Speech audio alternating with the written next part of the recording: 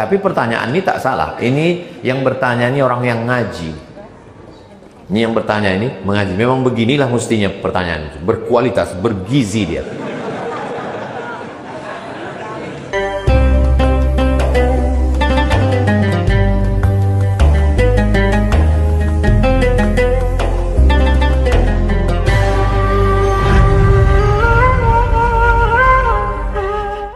Sama-sama kita hormati pejabat-pejabat, pegawai, keluarga besar, PTPN 4. Dulu seingat saya 5 ini.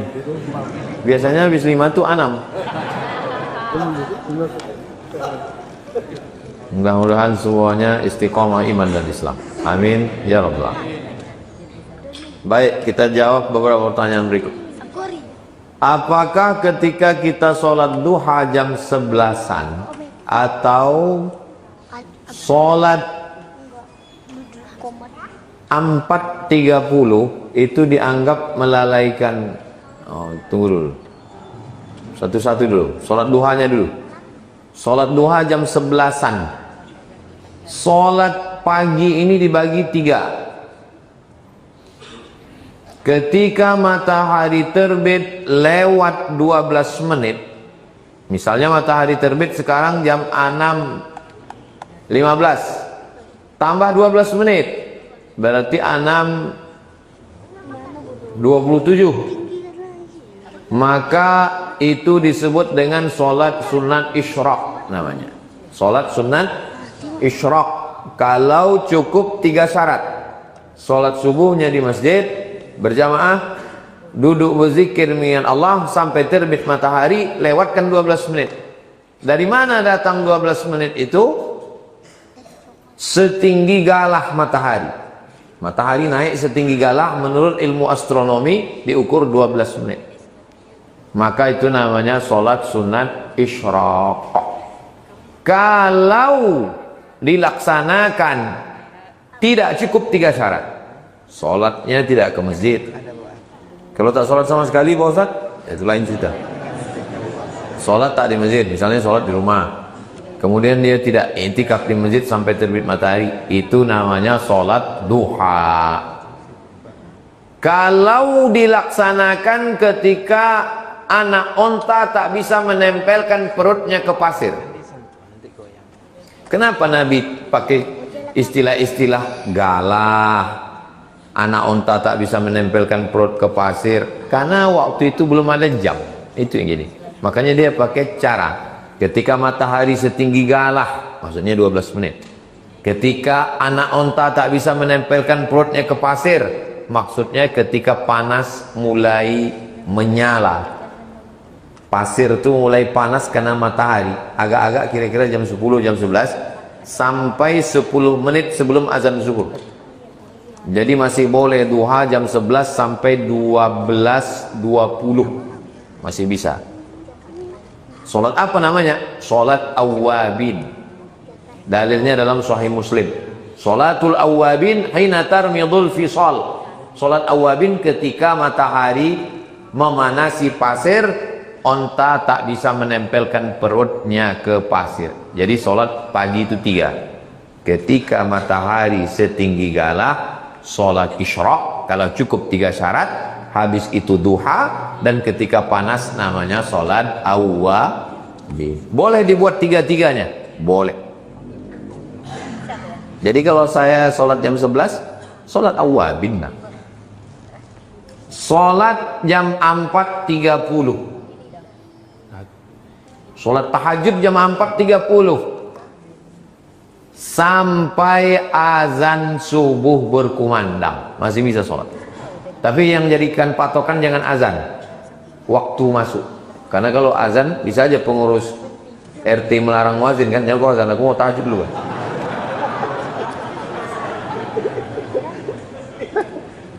Datang Pak JM, dilarangnya muazin, jangan azan dulu. Kalau azan nonjok kan. Jadi tak bisa dijadikan patokan azan. Yang dijadikan patokan adalah waktu masuk.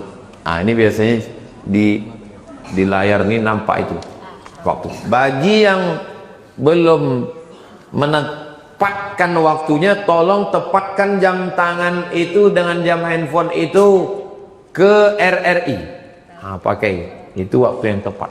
Jadi biasanya bulan Ramadan ini orang Islam paling tepat waktu. Tak ada yang meleset itu. Bolehkah hadis palsu dijadikan motivasi beramal? Yang boleh dijadikan motivasi beramal hadis dhaif. Hadis palsu tak boleh sama sekali. Contoh hadis palsunya, siapa yang gembira menyambut Ramadan, maka diharamkan Allah jasadnya dari api neraka. Tak boleh disampaikan. Hadis palsu hanya boleh disampaikan sebagai contoh. Boleh. Contoh hadis palsu. Itu boleh. Man fariha bidukhuli Ramadan, haramallahu jasadahu 'alan niran. Udah saya tulis itu di Riau Pos. Tinggal tulis saja di Google itu. Kalau mau nyari tulisan saya tentang hadis palsu, Riau Pos, habis Riau Pos, UAS, hadis palsu, hadis palsu. Riau Posnya dulu, habis itu UAS, hadis palsu. Keluar tulisan saya di Riau Pos tentang hadis palsu. Saya tulis tanggal 19 Juli 2013. Sekarang udah 2025, 12 tahun yang lalu. Kemana aja kalian? 12 tahun yang lalu kutulis sudah. Nanti tolong buka, share, tulis. Bagi yang bingung mau menonton apa, tulis aja di Google. Tulisan, kalau tulisan buat Riau Pos, UAS, hadis palsu. Kalau di YouTube, tinggal aja tulis apa yang mau dicari tentang hadis palsu, UAS hadis palsu. Tentang aliran sesat, UAS sesat. Keluar, gitu cara nyari. Udah saya tulis nggak keluar Pak Ustadz, paket habis. Bagaimana Ustadz? Ada yang mengatakan boleh kalau tidak dinisbatkan ke Nabi. Kalau tak dinisbatkan ke Nabi bukan hadis namanya. Kalau ada orang mengatakan hadis, hadis itu berarti ma udhifa ila Nabi sallallahu alaihi wasallam min qaulin aw fi'lin aw taqririn aw sifati khalqiyatin wa khuluqiyatin, itu hadis. 5 perkara yang dinisbatkan kepada Nabi itu hadis. Yang pertama qaul, ucapan, cakap Nabi. Yang kedua fi'il, perbuatan Nabi. Yang ketiga takrir, ketetapan Nabi. Yang kelima sifat fisik Nabi. Yang keenam bawaan Nabi. 5 ini disebut dengan hadis. Saya tidak nisbatkan ke Nabi, berarti bukan hadis. Apa namanya? Mana aku tahu. Menurut kata-kata hikmah, menurut guru saya, yang kau bilang hadis. Karena kalau hadis itu berarti ucapan, perbuatan, ketetapan, sifat fisik, dan bawaan Nabi. Jika kita sedang musafir, ingin menjamak dan qasar sholat, ketika masuk zuhur kita mampir di masjid. Di masjid itu akan melaksanakan sholat zuhur sesama muqim. Apakah boleh kita sholat zuhur bersama imam muqim? Boleh. Imamnya muqim, makmumnya musafir, maka ikut imam 4 rakaat. Zuhurnya 4 rakaat ikut imam, tapi niatnya jamak qasar, jamak takdim. Nanti salam imam, dia berdiri iqamat, dia sholat asarnya 2. Atau dibalik, misalnya saya mau pergi ke Dumai, pas sampai di simpang tol berhenti saya di masjid, nampak orang itu. Nampaknya katanya, Ustadz lah maju Pak Ustadz. Bilang saya musafir, nggak apa-apa Pak Ustadz. Maju saya, maka saya jadi imam 2 rakaat, makmumnya 4. Begitu saya salam, Assalamualaikum warahmatullahi, Assalamualaikum warahmatullahi. Makmum tuh jangan ikut salam. Kau kan mukim. Aku berdiri, tambah 2 lagi. Karena dulu pernah waktu saya sedang ceramah jadwal hari Rabu di An-Nur, imamnya dari Palestina. Waktu itu ada seminar imam-imam internasional. Maju imam Palestina itu ke depan. 2 rakaat salam dia musafir, makmum tuh bingung, sebagian salam, sebagian berdiri, sebagian menengok. Maka saya tulis di Riau Pos, langsung hari itu juga saya tulis di Riau Pos, kalau masuk orang, saya sebetulnya waktu itu mau mengkritik Imam An-Nur, siapapun yang datang ke An-Nur jangan dipersilakan maju, walaupun sorbannya sebesar ban Vespa, karena sudah diangkat di situ imam, namanya imam ratib. Kurang hebat apa ulama-ulama Al-Azhar Kairo Mesir itu? Tapi kalau datang mereka ke Masjidil Haram, yang tetap menjadi imam adalah imam-imam yang diangkat oleh raja. Syekh Abdurrahman Sudais, Syekh Suraim, Syekh Mu'aitili. Begitu juga dengan imam kita di Masjid PTP 4 ini. Siapapun yang datang kemari, maka imam tetap. Macam tadi, mana saya maju? Walaupun baju saya kebesaran. Oke, jubah kebesaran XL ukuran.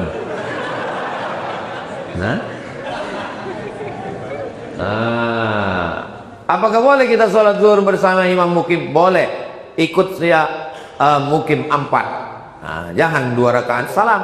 Kemudian asarnya kita jamak ke zuhur lalu dikosor. Ya, habis itu asarnya 2 rakaat jamak kosor, jamak takdim. Atau kita menunggu orang mukim selesai sholat. Iya, selesai 4 rakaat. Selesaikan dengan imam itu 4 rakaat. Tidak boleh imam itu dipotong di tengah. Tak boleh waktu tasawuf awal tuh, Assalamualaikum warahmatullahi wabarakatuh. Pak Imam, aku musafir Pak Imam. Tak boleh. Kau selesaikan imam. Mana dalilnya? Ju'ilal imamu liyu'tamma bihi. Imam diangkat untuk diikuti, bukan untuk dilawan. Ikuti imam itu sampai 4 rakaat. Habis itu berdiri, baru sholat asar 2 rakaat karena musafir. Apakah boleh kita sholat sendirian qasar dan jamak saat sholat mukim berlangsung? Masuk kita ke masjid, orang itu sedang sholat pula kita sendirian, tinggallah pahala berjamaah 27. Masuk kok ke situ 27, ini sendirian, bagus 27. Aku nggak suka rame-rame Pak Ustadz. Yang bodoh lah kau. Ikutlah sama dia. Ikut sholat berjamaah. Pahala itu 2 rakaat cuma. Sholat udah selesai, baru sholat sendirian, sholat asar 2 rakaat. Jelas? Kadang sedang puasa ini tak jelas apa. Kurang konsen. Udah selesai tanya apa kata Ustadz? Entah aku semangka aja nampak gue deh.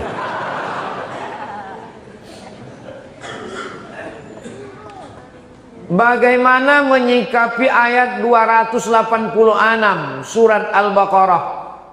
La yukallifullahu nafsan illa wus'aha. Allah tidak membebani orang di luar kemampuannya. Misal orang baik-baik harus menanggung malu karena perbuatan orang. Contoh, maaf, hamil karena perbuatan, misal na'udzubillah, orang baik-baik tiba-tiba perbuatannya tak baik, dia dihamili, diperkosa orang, na'udzubillah, mohon maaf. Bagaimana itu Pak Ustadz? Jadi cerita ayat ini begini ceritanya. Masih sabar ini kan? Kalau nggak sabar pun, aku biasa saya ngomong sama kamera aja berdua. Itu di TV One itu mana ada jamaah? Berdua aja kan? Maksud saya kalau kalian masuk kantor masuklah, saya sudah. Jadi ceritanya begini. Turun ayat 285. Ini yang ditanya ini kan 286. Turun ayat 285. Bunyinya begini. Lillahi ma fis samawati wa ma fil ard wa in tubdu ma fi anfusikum. Kalau kau nyatakan apa yang ada di dalam hatimu, kau cakapkan apa yang ada di hatimu, autufuhu, atau kau diam, yuhasibukum bihillah, kau tetap dihisab. tetap dihitung. Duduk kita pinggir jalan, nampak orang besar pakai baju kekecilan, orang kecil pakai baju kebesaran. Macam saya tadi lah, orang kecil pakai, pasti terlintas di pikiran kalian kan? No? Macam dalam kelambu Ustaz nih kita. Itu berdosa itu. Berdosa. Karena bunyi ayatnya, wa in tubdu ma fi anfusikum, kalau kau cakapkan, au tukhfuhu, atau kau sembunyikan, yu'asibukum billah, kau tetap dihisab, tetap dihitung. Berat atau tak berat? Berat. Berdatanganlah sahabat ini ke Nabi, ya Rasulullah, kalau begini semua yang tersimpan di hati yang tak tercakapkan pun dihisab juga, kami tak sanggup ya Rasulullah. Tak sanggup kami hidup kalau begini. Turunlah ayat 285. Turunlah ayat 286. La yukallifullahu nafsan illa. Itu kronologis asbabun nuzul ayat ini. Apa kata Allah? Kalau yang terlintas dalam hati selama tak kau cakapkan, maka tidak dihisab. La yukallifullahu nafsan illa usaha. Itu konteks ayat ini. Tapi pertanyaan ini tak salah. Ini yang bertanya ini orang yang ngaji. Ini yang bertanya ini mengaji. Memang beginilah mestinya pertanyaan itu. Berkualitas, bergizi dia.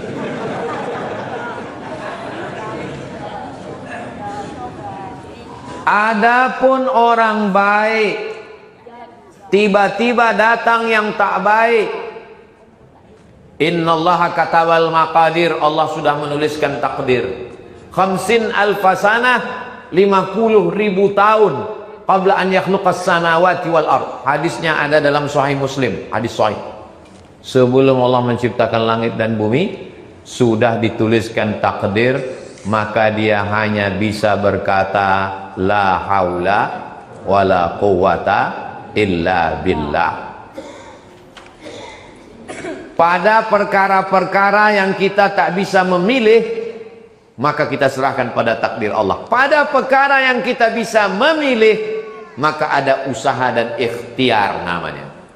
Saya mau ceramah berdiri atau mau ceramah duduk, itu bisa milih atau tak bisa? Bisa. Kalau saya mau, saya berdiri. Kalau saya mau, saya duduk. Itu kan pilihan. Tapi pada perkara yang tak bisa memilih, orang baik jadi korban perkosaan, maka tidak ada jalan lain kecuali menyerahkan pada takdir.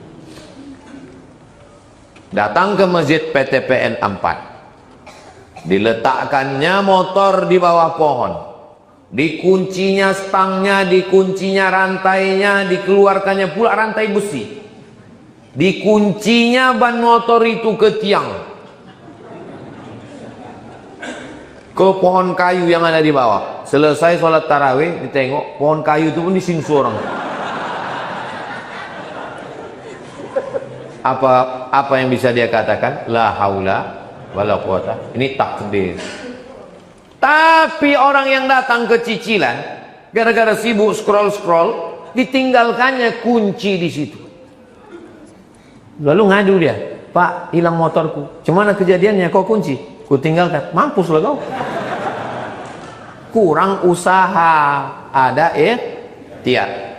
Anak baik-baik datang dari kampung, tinggal di kos-kosan, sengaja di kos-kosan satu kampung, pakai hijab, orangnya baik, tidak pacaran, malam tak dapat ditolak, untung tak dapat diraih. Nauzubillah. Tiba-tiba balik malam datang geng motor. Nauzubillah, terjadi macam yang terjadi. Takdir, tak terelakkan.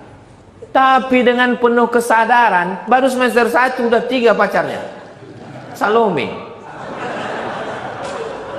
Balik ke kampung mengandung. Marah orang tuanya. Kok bisa kau mengandung? Apa kata dia? Takdir ya. Takdir kepala tuh kau katanya. Jelas? Ada perkara-perkara yang kita memang tak bisa memilih hidup ini. Menjadi orang Jawa, Batak, Sunda, Bugis, Mandailing, Melayu, itu kita memilih atau tak memilih? Emang kalau lagi puasa ini susah konsen memang. Menjadi orang Jawa, Banjar, Bugis, Afrika, Cina, itu kita bisa memilih atau tak bisa memilih? Mana bisa kita memilih? Datang rupanya dulu malaikat, kau mau jadi apa? A, Arab, B, Batak, C, Cina. Mana ada? Makanya kita tak boleh mengejek orang karena sukunya, karena itu bukan pilihan. Beragama ini pilihan atau keterpaksaan? Pilihan. Pakai akalmu, pakai pikiranmu, kau gunakan. Habis itu kau bersyahadat, membaca, mendengar. Bingung saya menonton channel mana? Tontonlah channel Ustaz Abdul Somad Official, subscribe, like, share, and comment. Kecuali hari Jumat, Sabtu, pekan kedua, itu tidak di channel Ustaz Somad, karena ini akan diupload di channel Tabung Wakaf Umat. Jangan lupa subscribe.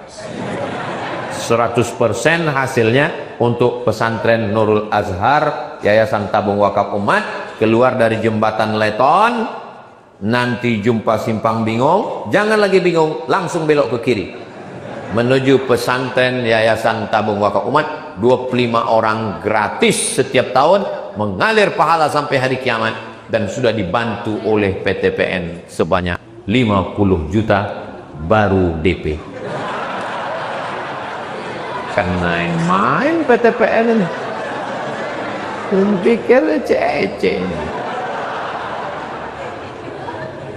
Bagaimana cara memperbaiki akhlak kita dalam berinteraksi dengan orang lain? Sekolah pertama sebelum TK, SD, SMP, SMA, S1, S2, S3, sekolah pertama adalah ibu, ayah. Itu sekolah pertama. Datang anak saya, Sami, baru 3 tahun. Pas mau salaman, dipukulkannya. Salam Pak Cik Nak, salam Pak Cik Nak. Dipukulkannya. Saya pukul tangannya. Jangan biasakan. Salam. Sampai mati dia akan ingat. Tak boleh memukul orang. Tak boleh kurang ajar. Saya, ini duduk di atas kursi ini, di lubuk hati saya paling dalam tetap merasa berdosa. Karena dulu pernah waktu kecil datang tamu, udah begini mata mak tuh. Datang tamu duduk di bawah, saya duduk sini, udah begini. Kita nggak paham kan? Begitu tamu itu pulang, dikecilkannya radio tuh.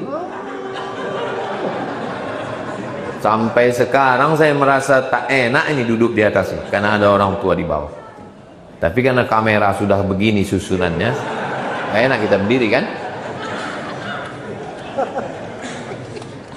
Dari kecil terlonjak-lonjak, sudah besar terbawa-bawa, sudah tua terubah. Tidak. Tadi sebelum dari sini saya ceramah di BRK, orang tuh menyalami saya. Dua tangan orang tuh, dua pula tangan saya. Nampak saya orang berdiri, berdiri pula kita. Begitu kita menghormati orang. Apa saja hal-hal yang harus diperhatikan dalam menjaga hubungan baik dengan keluarga dan tetangga kita? Kalau bisa balas, balas. Tak bisa balas, idkhalus surur fi qulubil mu'minin, senangkan hati orang. Orang sudah buat baik sama kita, fa'akafi'uhu, balas. Tak bisa kita balas, doakan. Tak bisa doakan, senangkan hatinya. Tak juga bisa, mati aja lah. Apalagi yang bisa? Pisang emas bawa berlayar, masak sebiji dalam peti, hutang emas dapat dibayar, hutang budi dibawa ke kantin. Apa yang bisa kita lakukan? Bagaimana cara memperkuat kesabaran dan ketabahan dalam menghadapi cobaan? Pertama, yakini bahwa itu sudah dituliskan Allah di takdir lauhil mahfuz, papan di atas langit sana.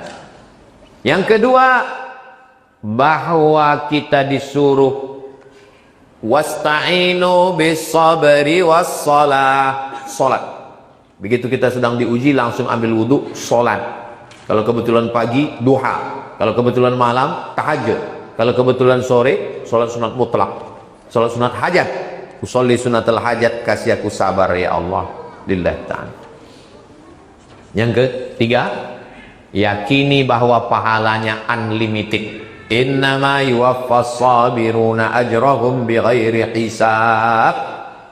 Ujian-ujian yang kita hadapi ini dikasih Allah ke kita supaya sujud kita lebih lama. Ini kalau tak ada ujian hidup ini, sujud kita ini macam stempel pos. Tapi kalau berat ujian kita, lama sujud kita. Subhana rabbiyal a'la wa bihamdi, subhana rabbiyal a'la wa bihamdi.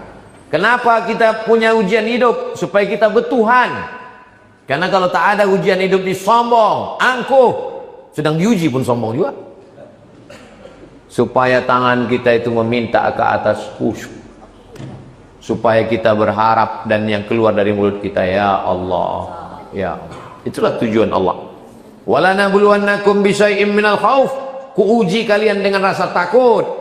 Takut miskin, takut susah. Yang sekolah takut tak lulus. Yang kuliah takut tak sarjana. Yang udah sarjana takut tak kerja. Yang udah kerja takut tak naik pangkat. Yang sudah punya duit takut tak berbini. Yang sudah punya istri takut tak punya anak.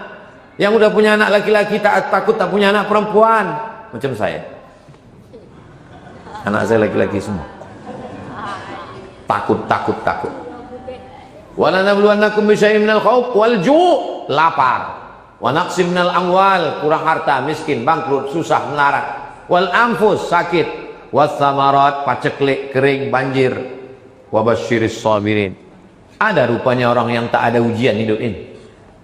Berat kali hidup ini Pak Ustaz. Itu namanya ujian. Hadiahnya surga. Kalau ringan hidup ini, hadiahnya cuma cuci tangan sama kipas angin. Makanya kita diminta istiqomah, karena berat itulah istiqomah. Kalau ringan namanya istirahat.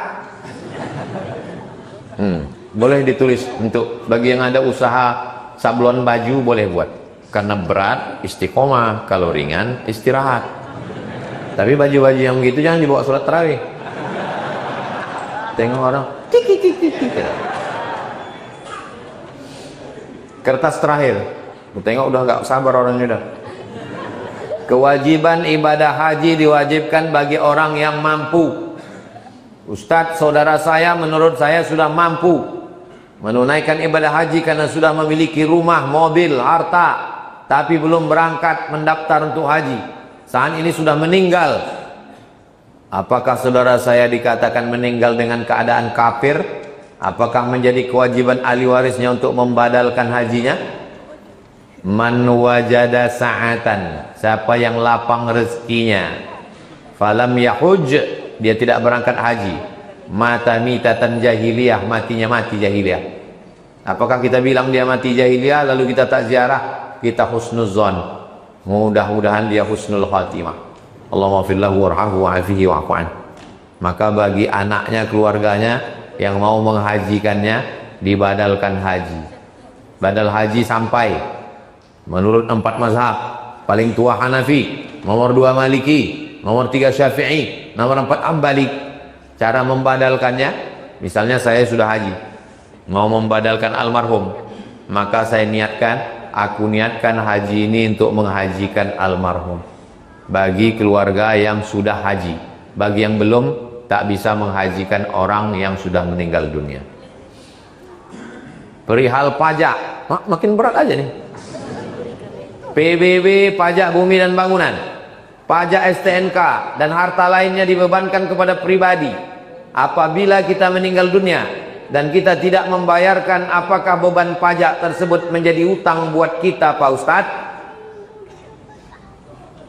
Pajak itu kesepakatan seluruh pemimpin di Indonesia mewajibkan pajak bumi bangunan, pajak kendaraan. Makan pun dipajak sekarang. Jangan banyak-banyak kalian makan.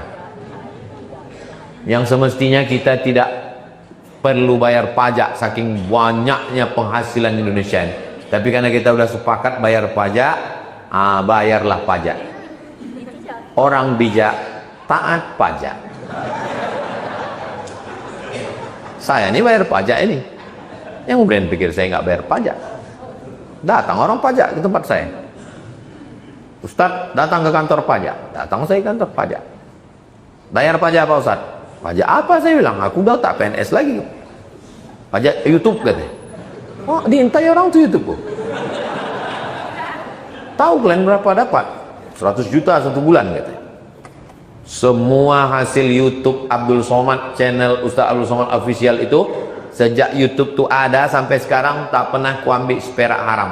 Semuanya untuk pesantren, gaji guru, beli beras, bayar listrik, bayar air. Aku tak ngambil sedikit pun. Mau kalian kutip juga pajaknya, ambil lah bilang. Jadi Bapak Ibu yang bayar pajak, bayarlah pajak tepat pada saatnya. Jangan lupa lapor SPT. Cuman kadang orang ini, kita yang susah-susahnya aja yang kutipnya, yang kaya-kaya itu dibiarkan ya. Kutip semuanya pajak. Kalian yang berkhianat, berarti kalian mengkhianati negara. Karena rakyat-rakyat ini semuanya mengharapkan uluran pajak, pajak-pajak lain sebagainya. Itu yang dapat saya sampaikan pada siang hari ini. Terima kasih segala perhatian.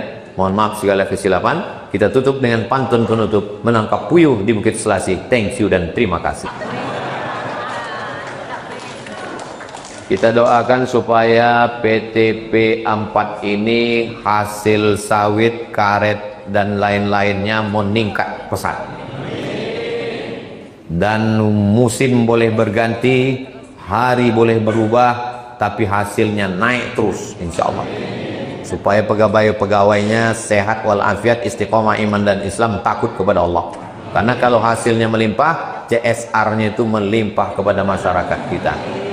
Contohnya itu tadi 50 juta. Dan itu pulang ketiga kali baru muqaddiman. Ala hazihin ni'am, untuk niat yang baik ini. Al-Fatihah. A'udzubillahi minasyaitonirrajim. Bismillahirrahmanirrahim. Alhamdulillahirabbil alamin. Arrahmanirrahim. Maliki yaumiddin. Iyyaka na'budu wa iyyaka nasta'in. Ihdinas siratal mustaqim. Shiratal ladzina an'amta 'alaihim ghairil maghdubi 'alaihim waladdallin. Amin. Allahumma anzilir rahmata wassalamata wal barakata ala hadhil jamaah. Ya Allah, turunkanlah keselamatan, kerahmatan, keberkahan kepada seluruh jamaah ini ya Allah. Allahumma aftah lana abwabal khairi wa abwabal ni'mati wa abwabal rizki wa abwabal barakah. Bukakan untuk kami pintu nikmat, pintu rahmat, pintu rezeki dan pintu barakah. Bil khusus dari kebun-kebun ini hasilnya keluar bermanfaat untuk umat dan bangsa ya Allah. Allahumma sahih jasadana wa qawi imanana. Sehatkan badan kami, kuatkan iman kami supaya kami bisa beribadah ya Allah. Waqtim bis solihati amalana, berikan kami husnul khatimah supaya kami mati dalam keadaan ucapan la ilaha illallah Muhammadur Rasulullah SAW. Rabbana fil lana dzunubana, ampunkan dosa kami, wali abaina ayah kami, wali ummahatina mak kami, wali azwajina pasangan hidup kami, wali zurriyatina anak cucu keturunan kami, wali asatizatina ustad-ustad guru-guru pembimbing kami, waliman hadarana, semua yang hadir dan mengikuti acara ini ya Allah. Allahumma khtim lana wa a'malana minas su'ada'il maqbulin. Jadikan kami orang-orang yang berbahagia karena amalnya diterima. Wala taj'alna minal ashqiya'il mardudin. Jangan jadikan kami orang yang sengsara, yang amalnya tertolak ya Allah. Allahumma kama jama'tana fi hadzal makanil mubarak fajma'na ma'al habibil mustafa fi jannatikal ula. Sebagaimana di bulan Ramadan yang penuh berkah ini Engkau kumpulkan kami di tempat yang baik, kumpulkan kami nanti di surga bersama Rasulullah sallallahu alaihi wasallam. Rabbana atina fid dunya hasanah wa fil akhirati hasanah wa qina adzabannar. Wa sallallahu ala sayidina Muhammad wa ala alihi wasallam walhamdulillahi rabbil alamin. Taqabbalallahu minkum minna minkum taqabbal ya karim. Terima kasih segala perhatian, mohon maaf segala kesilapan.